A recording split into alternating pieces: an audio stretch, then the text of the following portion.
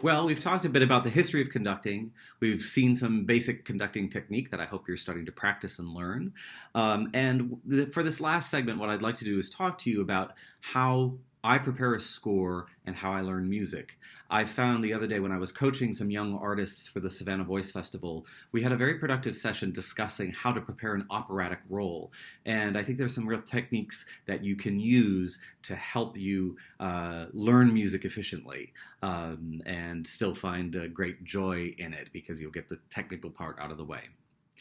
First, I want to walk you through what an orchestra score looks like, just so you know what a lot of us face when we turn that first page. I've got a couple of examples here. The first is a symphony by Haydn, so you can sort of see that. The second is a symphony by Ludwig van Beethoven, a little bit later in the early 19th century. Third, much later in the 19th century, here is a score by Tchaikovsky. And then lastly, a page from The Rite of Spring by Igor Stravinsky. Yikes, that's a lot going on there, isn't it?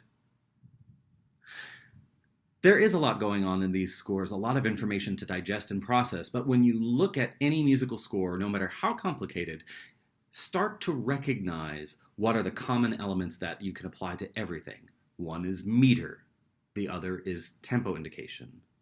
Also, there's articulation. And then finally, if you're studying either a choral score or an orchestral score, break it down as to how the composer has arranged it. Now, in the orchestra world, there are sort of standard ways of writing out a full score, in Western music at least. And we start at the top with the woodwind choir. Then beneath that, we have the brass choir. And beneath that is usually percussion and any keyboard instruments or harp. And then lastly, the strings. So even in that very complicated score page from The Rite of Spring, the instruments are arranged in that order. And now you'll find variances of that as you explore scores from different composers. But generally, that's sort of the accepted style. So when I get a new score, I always start there of identifying these common things. And again, that is what the meter is, what the tempo is. I look at the opening dynamics and I've obviously studied the dynamics throughout the piece. And I look at the articulation of the instruments because that informs me as a conductor how I'm going to give that first beat that we talked about, that prep beat that we talked about in the last video. Then one of the things that I like to do almost immediately is look at the piece as a whole and find its structure. And I think this is a very, very valuable skill that you can apply to any piece of music because music inherently has structure. I would say 90% of it. Those pieces that don't, then they're their own animals and we study them in a slightly different way. But if you can identify the structure, say in a symphony, the first movement of a 19th century composer very likely is going to be in something approximating sonata allegro form, where we have an A section, a developmental B section, and then a return to the A section. And when I'm learning the material itself, the notes and rhythms and everything that's in there, I like to organize my thinking in that way because it gives me some goals and it also breaks it down a little bit more so you're not just faced with this massive music that you have to try to figure out. When I'm studying an opera for the first time, I'm asking myself, what period does this come from? Because earlier operas tended to follow sort of a standard number format that numbers were linked with recitatives in the middle. I add to that, of course, the text and what's going on in the scene, the plot, and use that to start to help me organize my thinking. This is a key element to preparing any piece of music is actually having an organizational plan of attack. Be organized. The more organized you are in your thinking when you start to break down a score, the faster it's going to go and the better you're going to learn it. It's very easy to gloss things over if they're too musically complicated, but actually that's the area where you need to focus the most of your attention, are those areas that are very musically complicated. But again, if we have a system of organization, it really helps us in our learning process. I like to, again, use the information that the composer gives me as a musician. And the very first thing I think I do almost always is analyze the form, understand how the form of the piece works, because again, that gives me the chance to break it down into segments that I can then study each individual segment before I put it all back together again. If you're systematic, say you want to learn a song or an aria. This isn't just for your for instrumentalists. This works very well for singers too. We have a different element to add into that, and of course that is the text. And when I am learning an opera, and I encourage all of you when you are learning an aria or a song or even your choral music, that you start with the text. Say the text out loud. If the text is in a different language, you want to translate the text first. And I don't mean just a vague generalization of, oh, I think that means that. A word-for-word translation. That's a very tedious process. It seems, I love languages, so I actually find it quite a joyous process. But if you really break down the text in that way, you end up understanding what the composer's intention was in setting that text. And that's really key because the text needs to work with music.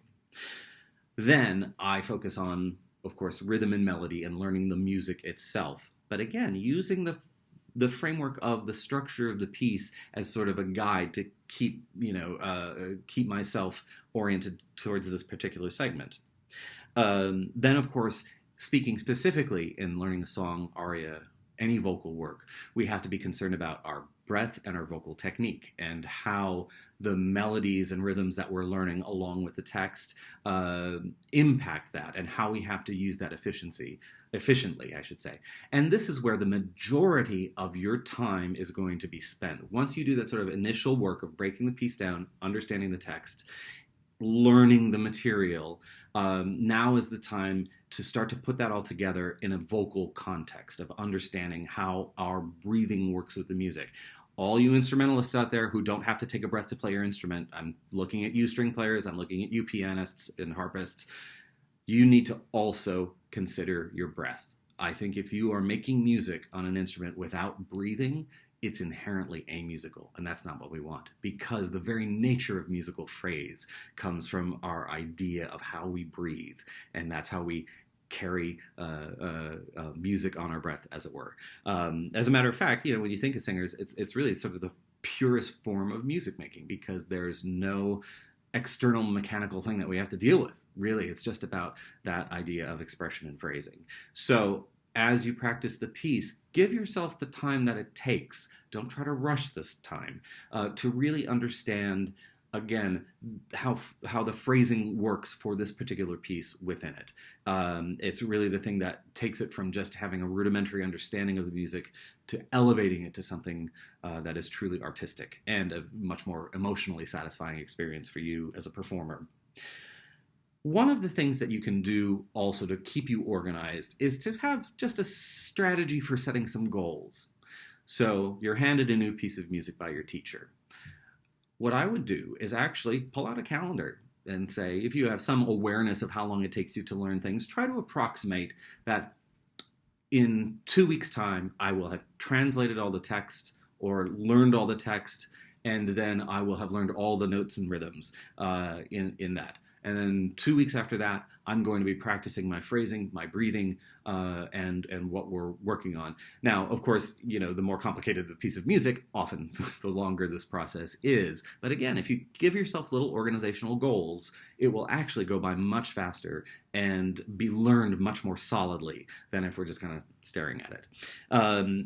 Then maybe a final goal, if you're, say, learning a song or an aria, or a piece for a competition, is when am I going to be memorized on certain aspects? And memorization is a tricky thing. It is not, everybody has a different way in. For me, again, I rely a lot on the structure of the piece to help me memorize it. And believe it or not, when I conduct, often, though I have a score in front of me, I am largely conducting, almost entirely from memory. And I feel that if I'm not that prepared on a piece, then I'm not doing the piece justice because I haven't let it live inside me for a real length of time. So again, I try to set those goals for myself when I learn a piece of music, and that organization really helps me when I'm faced with a 3-hour opera. But the same technique works absolutely as well when you have a 2-page song. So it's been a real pleasure to talk to you about conducting and about music generally. I very much look forward to seeing you all in person in the very near future. Please stay safe and healthy and keep making great music.